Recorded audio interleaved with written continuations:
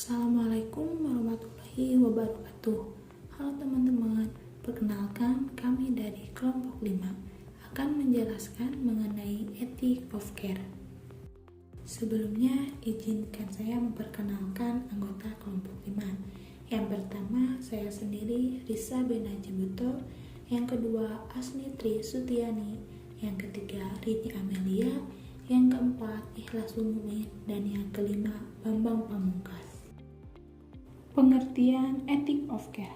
Ethic of care merupakan penyokong khusus dalam pengaplikasian etika keperawatan dan pertama kali diperkenalkan oleh Carol Gilligan tahun 1982.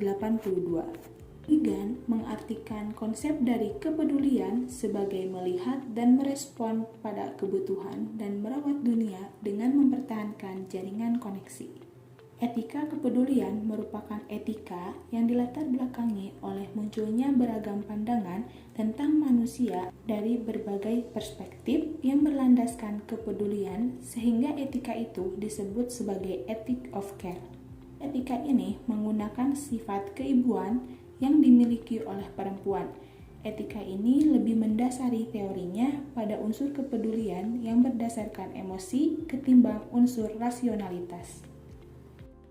Dan menurut Watson tahun 1985 mengemukakan bahwa perspektif ilmu kepedulian bersandar pada fondasi ontologi rasional makhluk hidup, hubungan dan pandangan dunia terhadap kesatuan dan keterhubungan.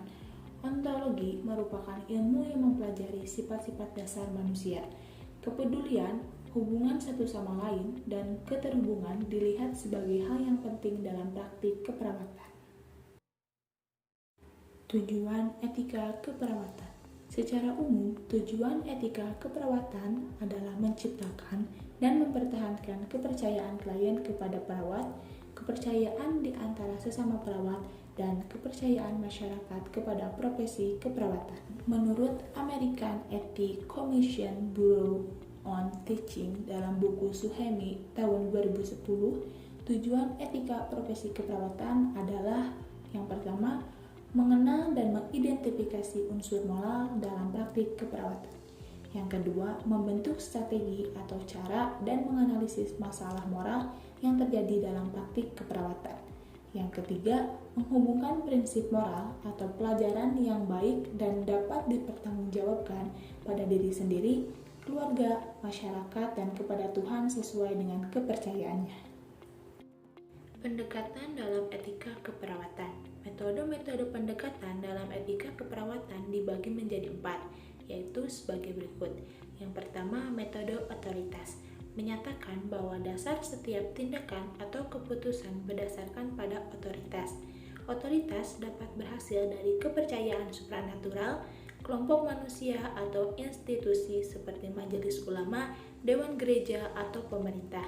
Penggunaan metode ini terbatas hanya pada penganut yang percaya.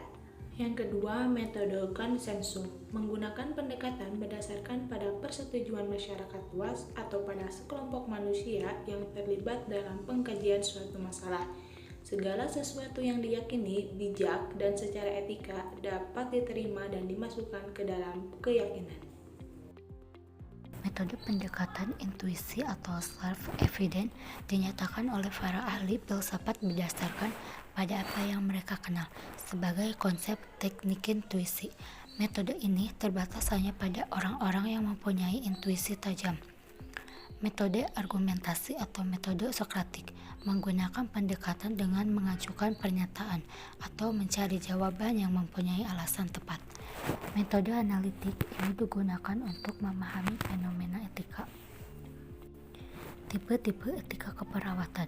Menurut Dallamy, tipe-tipe keperawatan terbagi menjadi 3, yaitu biometik. Biometik merupakan studi filosofi yang mempelajari tentang konferensi dalam etik, menyangkut masalah biologi dan pengobatan.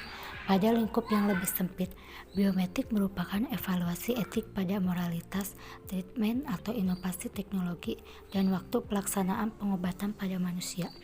Clinical etik. Clinical etik merupakan bagian dari biometik yang lebih memperhatikan pada masalah etik selama pemberian pelayanan pada klien. Contohnya adalah adanya persetujuan atau penolakan, dan bagaimana seseorang sebaiknya merespon permintaan medis yang kurang bermanfaat sia-sia. Nursing etik, bagian dari bioetik yang merupakan studi formal tentang isu etik dan dikembangkan dalam tindakan serta analisis untuk mendapatkan keputusan etik. Teori-teori dalam etika keperawatan. Teori dasar etika merupakan penuntun untuk membuat keputusan etis praktik profesional. Teori etik digunakan dalam pembuatan keputusan bila terjadi konflik antara prinsip dan aturan.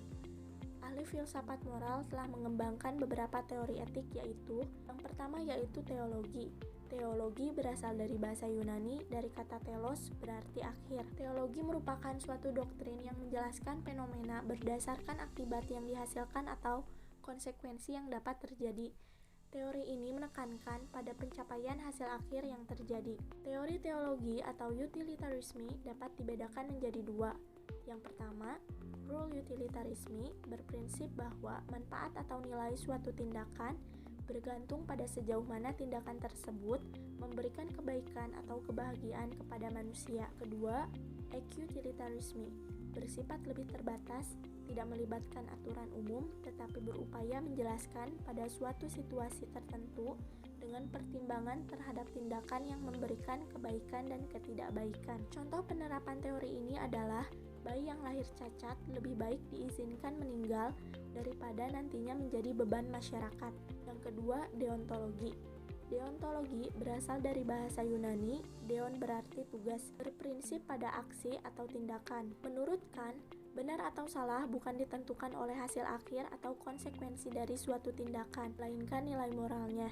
Kant berpendapat bahwa prinsip moral atau yang terkait dengan tugas harus bersifat universal, tidak kondisional dan imperatif. Contoh penerapan deontologi adalah seorang perawat yang yakin bahwa klien harus diberitahu tentang yang sebenarnya terjadi walaupun kenyataannya tersebut begitu menyakitkan. Secara lebih luas, teori deontologi dikembangkan menjadi 5 prinsip penting yaitu kemurahan hati, keadilan, otonomi, kejujuran, dan ketaatan. Prinsip-prinsip etika keperawatan. Menurut Dallamy, prinsip-prinsip etika keperawatan adalah sebagai berikut. Yang pertama, otonomi atau autonomi. Yang kedua, berbuat baik atau beneficent. Yang ketiga, keadilan atau justice. Yang keempat, tidak merugikan atau non-maleficence. Yang kelima ada kejujuran atau veracity. Yang keenam ada menepati janji atau fidelity. Yang ketujuh kerahasiaan atau confidentiality. Dan yang kedelapan ada akuntabilitas atau accountability. Sekian penjelasan materi mengenai ethic of care dari kelompok 5. Terima kasih atas perhatiannya. Mohon maaf bila ada kekurangan dan kesalahan. Wabillahi taufiq wal hidayah. Wassalamualaikum warahmatullahi wabarakatuh.